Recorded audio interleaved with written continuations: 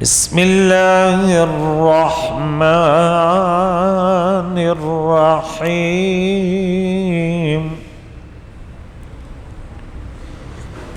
اذ یغشیکم النعاس امنة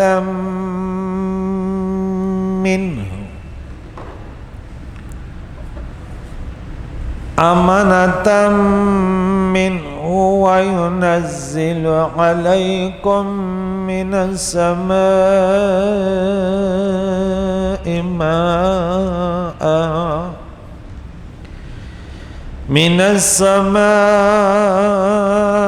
ماء ليطهركم به ويذهب عنكم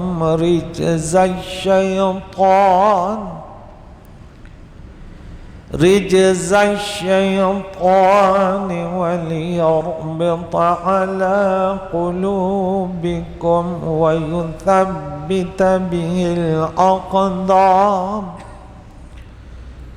صدق اللہ العظیم۔ حضرات محترم حاضرین و سامعین، سورہ انفال جو 8 نمبر سورت ہے، اس کی 10 آیت مقدسہ ہوئی۔ ابتدائی آیت مبارکہ مال غنیمت کے بارے میں تھی، اور آیت نمبر 2 سے 4 تک کامل مسلمانوں کی پہچان، شان اور اس کے انعام کا ذکر تھا، اور آیت نمبر 5 سے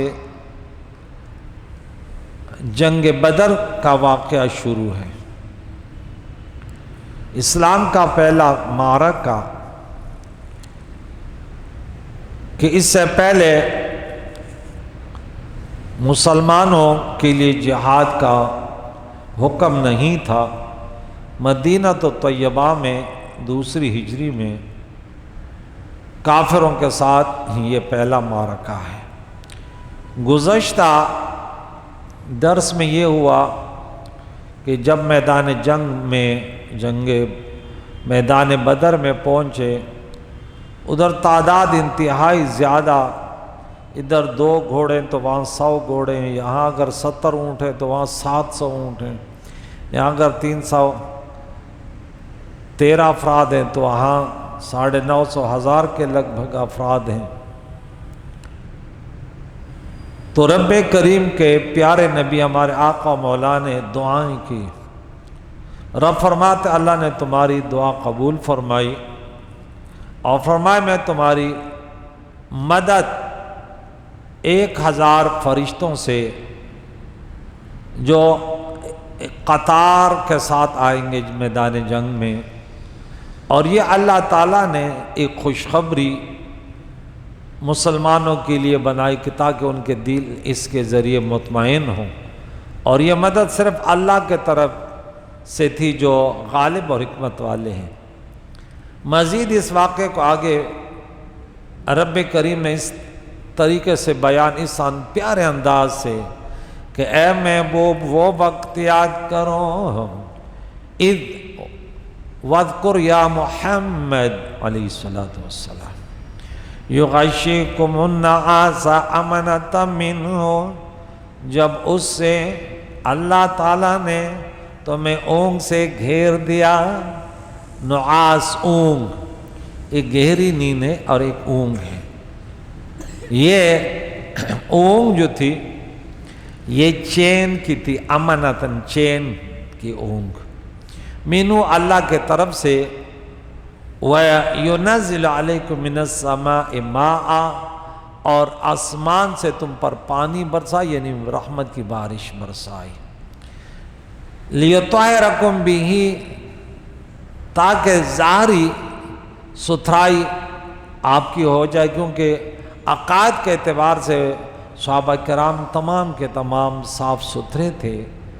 وَيُذْهِبَ عَنْكُمُ رِجْسَ الشَّيْطَانِ، اور تم سے شیطان کی ناپاکی کو اور اس وسوسوں کو جو تمہارے دلوں میں آ رہے تھے انہیں دور کر دے، اور وَيُثَبِّتَ بِهِ الْأَقْدَامَ، اور اس کے ذریعے تمہاری قدموں کو، تمہارے قدم مضبوط ہو جائیں۔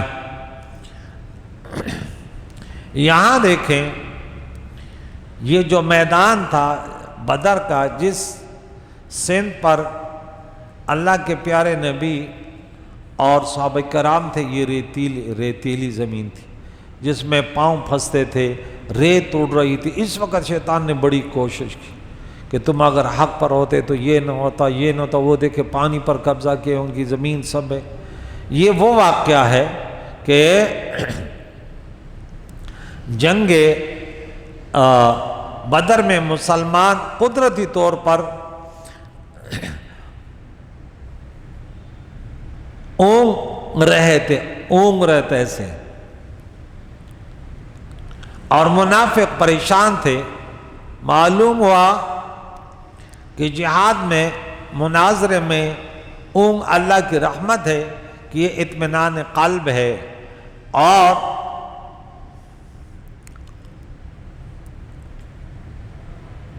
کفار سے بے خوفی کی علامت ہے۔ اور نماز میں اونگنا، یا کلاس استاد پڑھا رہا ہے وہاں بھی رحمت ہے تو اونگ۔ کچھ طلباء ایسے تو کوئی بیٹھ ہی نہیں سکتے، بس جیسے کلاس شروع ہوئی سو گیا، کلاس ختم ہو گئی اٹھ گیا۔ بڑی کوشش کرتے کہ یہ کیا کرے، لیکن بہرحال یہ اچھی علامت نہیں ہے۔ کچھ ایسے ہوتے پورے رات کے جاگے ہوئے ہیں، لیکن جب پڑھائی میں بیٹھ گئے تو نیند چلی گئی۔ کچھ ایسے ہوتے اس نے کتاب کو ہاتھ لگائے تو نیند آ گئی۔ اللہ اکبر، اللہ ایسے بیماریوں سے بچائے۔ انسان کی بس کی بات نہیں ہے، لیکن اللہ جب راضی ہوتے ہیں تو انسان کے روحانی امراض کو بھی دور فرما دیتا ہے۔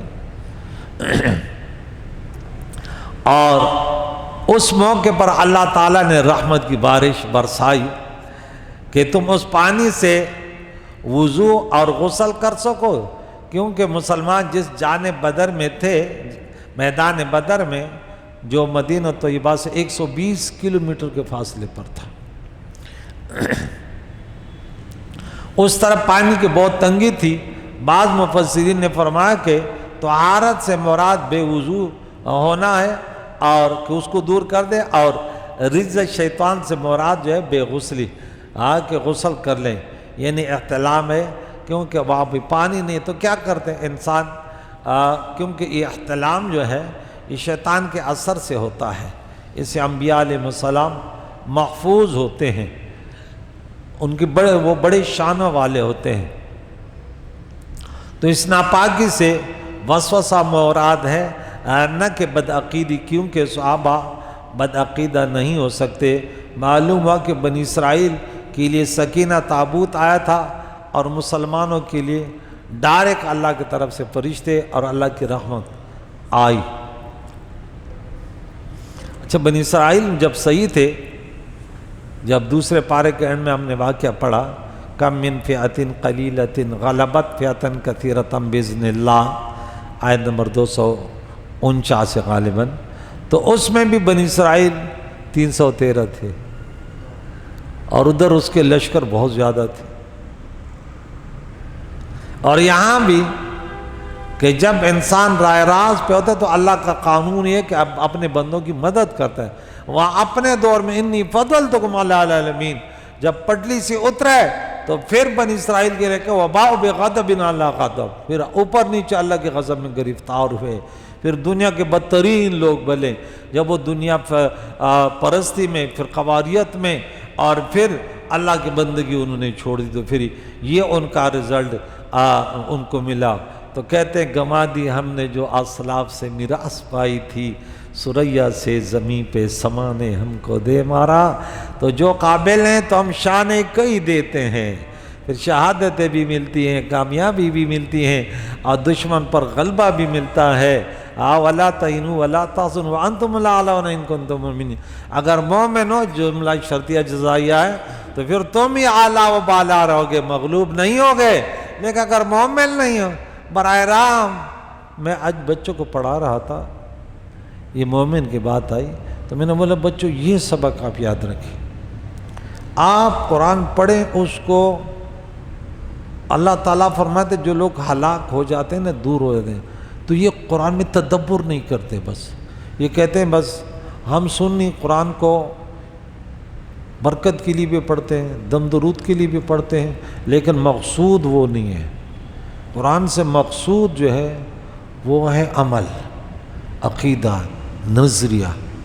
ہماری اکثریت، اللہ کے نبی نے فرمایا ایک وقت آئے گا تو لوگ قرآن پاک پڑھیں گے، حافظ بنیں گے، رسم و رواج، قرآن پاک یاد کیا، اللہ اکبر، کس انداز سے ہمارے شہر کراچی میں حافظ بنے اور سب کے سب ہو، یعنی سب کے معنی ہیں یعنی حکم الکل، اکثر حکم الکل۔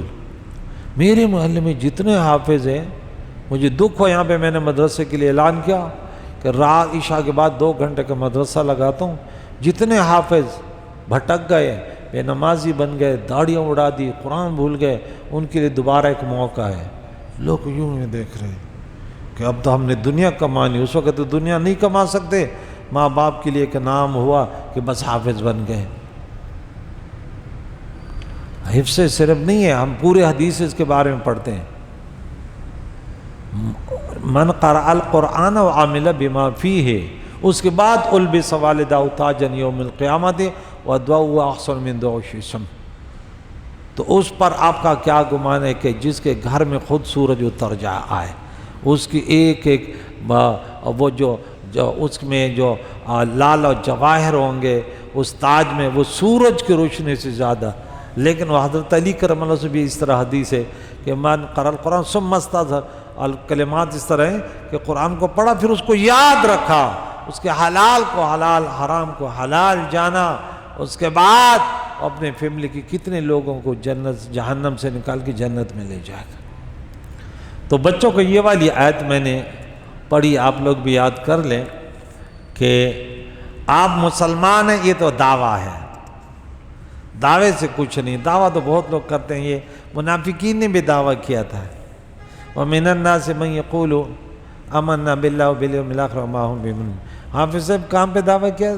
8 نمبر آیات میں، ہاں، اور اللہ تعالیٰ نے پھر 13 نمبر آیات میں فرمایا نہیں، غلط ہے، ہاں، انہی کلمے پڑھنے والوں کو جن نے ایمان کا دعویٰ کیا تھا، تو انہیں کو 13 نمبر آیت میں فرمایا آمینوا کما آمن الناس وَإِذَا قِيلَ لَهُمْ آمِنُوا كَمَا آمَنَ النَّاسُ قَالُوا أَنُؤْمِنُ كَمَا آمَنَ السُّفَهَاءُ أَلَا إِنَّهُمْ سُفَهَاءُ وَلَٰكِنَّ لَا يَعْلَمُونَ۔ پھر 137 نمبر آیت میں اللہ نے پھر فرمایا فَإِنْ آمَنُوا بِمِثْلِ مَا آمَنْتُمْ فَقَدِ اهْتَدَوْا۔ صحابہ جیسے بنو گے تو ایمان قبول ہے، ورنہ صرف زبان سے کہنے کے قابل نہیں، عملی میدان میں تیار ہو۔ یہاں دیکھیں منافق کا ذکر پہلے آیا، یاد رکھیں سورۃ نمبر 9 ہے، آیت نمبر 67 ہے۔ منافق کون ہے؟ اللہ فرماتے دیکھیں، بھلے وہ کلمہ پڑھے، بھلے وہ نماز پڑھے، یہاں نماز اور کلموں کی بات نہیں ہے، یہاں کردار کی بات ہے۔ منافق اس کو کہتے ہیں جو بظاہر مسلمان ہو، کہیں ہم نہ اس غلط فہمی میں ہم نہ لگ جائیں کہ بظاہر تو کلمہ بھی پڑھ لیں، ہمارا اندرونی کردار اللہ کے قانون کے لیے بدلنا نہیں ہے۔ قانون اللہ کا لا تبدیل لکلمات اللہ۔ انہوں نے حضور کے سامنے کلمہ پڑھا تھا، حضور کے پیچھے نمازیں پڑھی، حضور کے ساتھ جہاد کیا، لیکن اندرونی طور پہ وہ دنیا کو چاہنے والے تھے۔ ہاں، سورہ نمبر 14 آیت نمبر 3 میں اللہ تعالیٰ نے سورہ ابراہیم میں کافر کا ذکر کیا۔ کافر وہ ہوتا ہے جو دنیا کی زندگی کو آخرت کے مقابلے میں زیادہ چاہتا ہے۔ الذین یستحبون الحیاۃ الدنیا علی الآخرہ۔ اب دیکھیں کس قدر اس کو پڑھ کے انسان کے رونگٹے کھڑے ہوتی ہیں کہ آج ہم دنیا کے لیے 12 گھنٹے اور کم از کم 8 گھنٹے تو لگاتے ہیں، دین کے لیے، درس قرآن کے لیے، علماء کے تقریر کے لیے، ہمارے پاس ٹائم نہیں ہے، ہمارے پاس ٹائم نہیں ہے۔ دیکھیں اللہ فرماتا ہے المنافقون والمنافقات بعض من بعض، منافق ایک دوسرے کے ہیں، یامرون بالمنکر، برائی کی دعوت دیتے ہیں۔ اب کسی کو بولے فلم دیکھو، یہ دیکھو، کوئی بھی فحاشی کی دعوت دے دے اللہ کی پناہ، تو عملی طور پہ قرآن تو کہتے ہیں یہ منافق ہے۔ وَيَنْهَوْنَ عَنِ الْمَعْرُوفِ، اور برائی سے، ارے اب تو جوان ہے، کراچی کے، اب ہم یہاں کے زندگی گزارنے والے ہیں، کتنے بچے جوان ہوئے، داڑھی کیوں ہٹا دی؟ امی نے بولا بھئی تیری عمر نہیں ہے۔ یہ کون سی امی ہے بھئی کہ بیٹے کو یہ دعوت دے رہی ہے؟ اب بیٹے اب چھوڑو، کبھی کبھی نماز پڑھ لیا کریں، ہم ویسے بھی مسلمان ہیں۔ صبح کا درس میں ہمارا یہ تھا کہ یا الذین آمنوا اطیعوا اللہ واطیعوا الرسول لا تبطلوا اعمالکم، اس میں یہ تھا کہ ان لوگوں کا رد تھا جنہوں نے یہ عقیدہ رکھا تھا کہ بس ایمان کلمہ پڑھ لیا اب گناہ سے کوئی تکلیف نہیں ہوتی. بولے نہیں، اعمال عقیدے کے ساتھ اعمال بھی ضروری ہیں. قرآن میں جہاں بھی خوشخبری تو ہے. تو آگے وَيَقْبِضُونَ أَيْدِيَهُمْ اپنے ہاتھوں کو بند رکھتے ہیں. سورہ منافقین میں جو 63 نمبر صورت ہے وہاں بھی منافقین کا یہی شیوا تھا کہ حضور علیہ السلام کے پاس جتنے طلباء تھے اس یونیورسٹی میں، اس مدرسے میں جس کا نام صفا تھا، وہ منافق کہتے ہیں وَلَا تُنْفِقُوا عَلَىٰ مَنْ عِنْدَ رَسُولِ اللَّهِ، جو حضور کے پاس ہے ان پر خرچ نہ کرو، یہ خود بخود دور چلے جائیں گے. آج کا کوئی مسلمان یہ سوچے کہ مسجدوں پر خرچ نہ کرو، مسجد والوں کو چندہ نہ دو، مدرسے والوں کو چندہ نہ دو، تاکہ یہ مولوی نہ بنے، یہ ہماری مشکلات پیدا کرنے والے، یہ قادیانی کو پریشان. بہت سارے مسلمان وہ کہتے قادیانی کو پریشان نہ کرو. میں نے بولا تو گیا مرتد ہو گیا. بھئی قادیانی ہمیں پریشان کرتے، ہم نے کب کیا ان کو پریشان؟ اپنے لیے اپنا وہ کرے، یہودی اپنا کر رہے، عیسائی اپنا کرے، لیکن اقلیتوں میں داخل ہو کر کرے. آپ کوئی کہتے ہیں آپ کے محلے میں میں رہنا چاہتا ہوں، بولا ٹھیک ہے گھر بناؤ اپنا اور کرو نا. وہ کہتے نہیں میں تو آپ کے گھر میں رہوں گا. بھائی میری عزت ہے، میری گھر والی ہے، میری بیٹی ہے، بہن ہے. وہ کہتے ہیں نہیں بھائی آپ تو ظلم کرتے ہیں. بھائی ہمارے گھر میں آ رہے میں ظلم کر رہا ہوں، سمجھ آ رہی ہے نا. وہ کہتے ہیں یہ مسلمان ظلم کر رہا. وہ ٹارگٹ کہتے علماء ہے.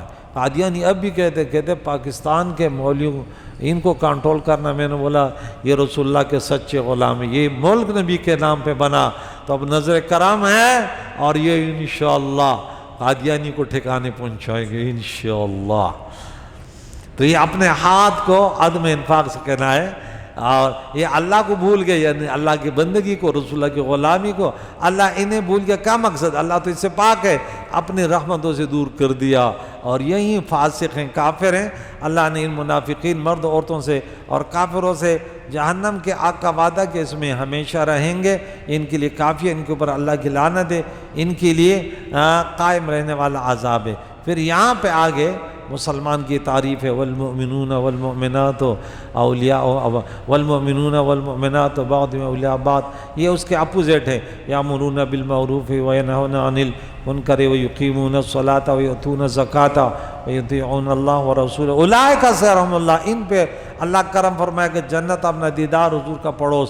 ان کے ساتھ وعدہ ہے وعد اللہ المؤمنین والمؤمنات جنات تجری من تحتها الانہار خالدین فیہا ومساکن طیبۃ فی جنات عدن. عدن کی جنت میں، ہمیشگی کی جنت میں ان کے لیے پاکیزہ محلات اور ورضوان من اللہ اکبر. یہاں ہم نے علم بلاغہ میں پڑھا کہ بعض تنوین جو ہے وہ تقلیل کے لیے تھی. کہتے اللہ کی تھوڑی سی رضا بھی بہت بڑی ہے. تھوڑی سی رضا بھی مل جائے اللہ کی بڑی کامیابی. اللہ مرزقنا یا رب ذالک هو الفوز العظیم. تو یا رب کریم نے فرمایا تاکہ اللہ تعالیٰ شیطان کے وسوسے تم سے دور کر دے، تمہارے دل تمہارے دلوں کو ڈھارس بنائے. وَلِيَرْبِطَ عَلَىٰ قُلُوبِكُمْ. اللہ تعالیٰ اب ہمارے دل، ہم دعا کرتے ہیں یا مقلب القلوب ثبت قلوبنا علی دینک. تو اللہ تعالیٰ جب انسان گڑ گڑا کے اللہ کے بندگی میں میدان عمل میں اترتا اپنی کشتیاں جلا دیتا ہے کہ زندگی اگر اللہ نے دی تو اللہ کی بندگی کروں گا. زندگی آمد برائے بندگی، زندگی بے بندگی ناکام ہے. زندگی تو بندگی کا نام ہے اور زندگی بے بندگی ناکام ہے. وما خلقت الجن والانس الا لیعبدون. سورہ کون سا سورہ؟ زاریات آیت نمبر 26 ہے غالباً. ہر آیت انسان کو یاد ہی نہیں ہوتی، پتہ نہیں ایسے ذہن کمزور ہوتا نا، پھر وہ یاد نہیں ہوتی کہ بھئی یہ کام پہ یہ کیا ہے. اللہ اکبر کبیرہ. دشمن کے مقابلے میں پھر انسان ڈگمگاتا نہیں ہے، جس کے اعمال اور کردار پختہ ہوتا ہے جب وہی فرمائی الہام کہ اللہ تعالیٰ نے دل میں ڈال دیا فرشتوں کے کہ میں تمہارے ساتھ ہوں. تو ان لوگوں کو ثابت رکھو، ان مسلمانوں کو ثابت رکھو جو میدان جنگ میں عجب بدر کے میدان میں تمام صحابہ کرام میں سب سے بڑے مقام والے تھے، اور جنہوں نے شرکت کی. اللہ کے نبی نے فرمایا ان سب کے لیے اللہ نے جنت کا فیصلہ کر دیا۔ ایک صحابی کا واقعہ آتا ہے، گزر گیا، تو انہوں نے ایک کام کیا کہ یہ بھی ہمارے سمجھانے کے لیے ہوتا ہے، اس میں بھی حکمت ہوتی ہے۔ انہوں نے مکے والوں کو ایک خط بھیجا تھا، وہ عورت مدینے آئی تھی، تو اب حضور علیہ الصلوۃ نے ان کے پاس تو خبر آ گئی، اللہ کے نبی تو وہ ہے کہ ان پر سب چیزیں عیاں ہوتی ہے۔ اب چونکہ دنیا کا نظام چلانا ہے تو جو چیز انسان اب جب کوئی گاڑی چلائے تو گاڑی کا نظام بھی تو جانے نا، کہ بریک کیا ہے، یہ کیا ہے، یہ کیا ہے، یہ کیا ہے، یہ خرابی کا یہ خرابی، تو کائنات کے لیے رحمت بن کر آئے، تو اب اس کے مطابق علم بھی اللہ نے دیا۔ تو بولا جاؤ فلاں جگہ جا رہی، پیچھا کرو۔ بہرحال وہ لمبا واقعہ ہے۔ جب وہ خط اسے نکالا تو بولا تو نے یہ خط کیوں دیا؟ اب حضرت عمر بڑے جلالی تھے، بولا یا رسول یہ منافق ہے، تلوار دے دے، اب فیصلہ کرتے۔ بولا جلدی نہیں کرو، میں سچا مسلمان ہوں یا رسول اللہ۔ حضور بھی جانتے تھے، ہاں، اور حضور نے فرمایا نہیں یہ بدری ہے، انہوں نے بدر میں حصہ لیا، اور اللہ کو تو پتہ تھا کہ بدر والے کبھی ایسے نہیں کریں گے، یہ تو ویسے بھی جنتی ہیں۔ تو اس نے بولا دیکھیں وجہ یہ تھی کہ میری وہاں فیملی تھی، میں ان پر احسان کرنا چاہتا تھا، میں نے آپ کے حملے کے بارے میں انہیں آگاہ کیا، مجھے پکا یقین تھا کہ فتح تو ہماری ہے، میرے خبر سے ان کو فائدہ ہی نہیں ہے، لیکن تاکہ میں ان پر احسان کروں، میرے وہاں جو بال بچے ہیں ان کی حفاظت کریں۔ لیکن آنے والے وقت میں اللہ تعالیٰ نے بتا دیا کہ حفاظت اللہ کرتے، آپ ایسا نہیں کریں۔ پیارے صحابہ کے ہر عمل ہمارے ایک نمونہ تھا۔ تو یہ اللہ تعالیٰ فرماتا ہے کہ اس میں یہ حکمت تھی کہ اللہ تعالیٰ نے فرشتوں کو یہ وحی کی یہ کہ تم انہیں مضبوط رکھو۔ یہ بدر کا واقعہ یہاں پہ ہے کہ بدر کے دن مشرکین نے پانی والے میدان پر قبضہ کر لیا اور مسلمان ریتیلی حصے میں اترے، جس سے ان کے پاؤں دھنستے تھے۔ بعض حضرات کو وضو کی، بعض کو غسل کی حاجت ہوئی، اور تمام غازیوں کو سخت پیاس تھی۔ شیطان نے بعض کے دلوں میں وسوسہ ڈالا کہ اگر تم حق پر ہوتے تو تم یہاں ایسے مشکلات میں کیوں پھنستے؟ حالانکہ قرآن نے ہمیں بار بار بتایا، سورہ بقرہ میں 2 جگہ ہے، آیت نمبر 155 میں ہے وَلَنَبْلُوَنَّكُمْ بِشَيْءٍ مِّنَ الْخَوْفِ وَالْجُوعِ وَنَقْصٍ مِّنَ الْأَمْوَالِ وَالْأَنفُسِ وَالثَّمَرَاتِ وَبَشِّرِ الصَّابِرِينَ۔ اور پھر 212 نمبر آیت میں ہے کہ یا 14 ہے کہ ام حسبتم ان تدخلوا الجنة ولما يأتكم مثل الذين خلوا من قبلكم مستهم البأساء والضراء وزلزلوا حتى يقول الرسول والذين معه متى نصر الله الا ان نصر الله قریب۔ تو یہ حالات تو آئیں گے، مشکلات تو آئیں گے، لیکن شیطان کیا کرتے ہیں؟ کہتے اگر مشکلات آنا اس کی دلیل ہے کہ تم حق پر نہیں ہیں، لیکن اب کوئی قرآن کے قریبوں کو تو نہیں پھسلے گا۔ بولے نہیں بھائی، ہاں، سونا چمکتا تب ہے جب اس کو بھٹی میں ڈال کے اس کی پٹائی کی جاتی، ہاں، ہنا رنگ لاتی ہے پتھر پہ پس جانے کے بعد، اور انسان سرخرو ہوتا ہے ٹھوکرے کھانے کے بعد۔ ہنا تو جانتے ہیں نا، مہندی کا وہ پتہ، پہلے اس کو صحیح کوٹتے ہیں۔ تو یہ شیطان نے بڑی کوشش کی، وسوسہ ڈالا کہ اگر تم حق پر ہوتے تو تم یہاں ایسے مشکلات میں کیوں پھنستے، اور مشرکین ایسے آرام کی جانب۔ آج کل لوگ بہت سارے کہتے ہیں، امریکہ والے، فرانس والے، ارے الدنیا متاع قلیل الدنیا جنت الکافر۔ یہ تو کافر کے لیے تھوڑی سی چیز ہے۔ سورہ زخرف میں اگر یہ لوگ سب کفر کی طرف نہ جاتے، ان کے گھر، ان کے چھتوں کو بھی ہم سونے کے بنا لیتے۔ دنیا کی کیا ویلیو ہے؟ اب تم نے دنیا کی کامیابی کو ایمان کا ترازو بنا لیا۔ اللہ اکبر۔ تو وہ ایسے آرام پر کیوں ٹھہرتے؟ آئندہ تم کو فتح پانے کی کیا امید ہے؟ رب تعالیٰ نے بارش بھیجی جس سے یہ ریت جم کر زمین چلنے پھرنے کی قابل ہو گئی، غسل و وضو ہو گئے، پانی برتنوں میں بھر لیے، اور پیاس بجھا لی گئی، مسلمانوں کے دل مطمئن ہوئے، اور یہ بارش آئندہ فتحیابی کی نیک فعال ہوئی، شیطانی وسوسے سے دور ہوئے، صحابہ کے دل بہت خوش ہوئے۔ اس میں اس طرف اشارہ ہے کہ اللہ تعالیٰ وَلْيَرْبِطَ عَلَىٰ قُلُوبِكُمْ، تمہارے دلوں کو اللہ تعالیٰ جما دے۔ تو فرشتوں کو بھی یہ وہ آئی، فرشتے بھی یہاں پہنچے، تو یہاں وحی سے مراد میں نے کہا الہام اور دل میں ڈالنا ہے، اور فرشتوں سے وہ فرشتے مراد ہیں جو مسلمانوں کی مدد کے لیے بدر میں حاضر ہوئے تھے۔ اور اس کلام کا مقصد یہ نہیں کہ فرشتوں کو ڈر تھا جو رب نے دور فرما دیا کہ میں تمہارے ساتھ ہوں، تم ان کو وہ کرو۔ لوگ کہتے ہیں نا آگے جاؤ میں تمہارے ساتھ، یہ تو گھبرا نہیں، تو کہتے ہیں یہ ذہن میں سوال پیدا ہو سکتا ہے، تو کہتے ہیں نہیں، فرشتوں کو ڈر نہیں تھا جو رب نے دور فرمایا کہ ہم تمہارے ساتھ ہیں۔ مقصد یہ ہے کہ اے فرشتوں، اس جہاد میں شرکت کی وجہ سے تمہاری شان بہت بلند ہو گئی کہ تم کو ہماری معیت نصیب ہو گئی۔ خیال ہے کہ جیسے صحابہ میں بدر کے صحابہ تمام سے افضل ہیں، ایسے ہی فرشتوں میں وہ فرشتے افضل ہیں جنہوں نے جنگ بدر میں حصہ لیا اور وہاں پر آئے۔ اللہ نے فرمایا سألقی، میں ڈال دوں گا فی قلوب الذین کفروا الرعب، ان کے دلوں میں جو کافر ہیں کیا رعب، دبدبا، وہ ڈر جائیں گے۔ معلوم ہوا کہ فرشتوں کے ذریعے جہاد میں مسلمانوں کو ثابت قدمی، دل کا اطمینان نصیب ہوتا ہے۔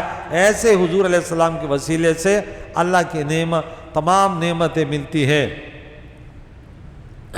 تو وہ قدرتی طور پر مشرک جو ہے وہ ڈر گئے۔